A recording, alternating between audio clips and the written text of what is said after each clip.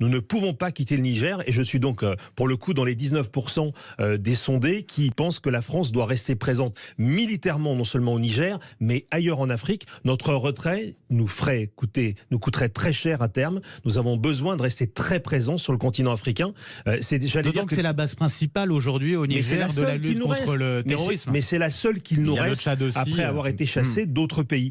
Donc il y a un intérêt stratégique évident pour la France à rester présente. Donc on verra, la situation est évidemment très confuse pour le moment, mais notre intérêt premier, c'est de rester sur place le plus longtemps possible. Évidemment de protéger nos ressortissants, ils sont 5 à 600. Pour l'instant, pas de rappel des ressortissants. Non, du mais côté du Quai d'Orsay. Écoutez, la situation est un peu ambiguë parce que le président qui a été renversé peut quand même continuer à communiquer avec ses homologues. Oui. Donc on voit bien que la junte n'a pas coupé tous les ponts et qu'elle garde plusieurs fers au feu. En tout cas, nous devons absolument rester ici parce que sinon, c'est la dégringolade complète et nous le paierions cher dans l'avenir. Donc il y a un intérêt national bien compris qui est que la France reste sur la présente question de la lutte contre le terrorisme, en l'occurrence, c'est ça. Mais pas que. Écoutez, c'est-à-dire, moi je veux pas être naïf parce qu'en diplomatie, il faut pas être naïf. La France a besoin d'être présente en Afrique, y compris pour ses intérêts économiques. Voilà, c'est pas la peine qu'on se raconte d'histoire parce que Moscou, eux, ne s'en rendent compte pas.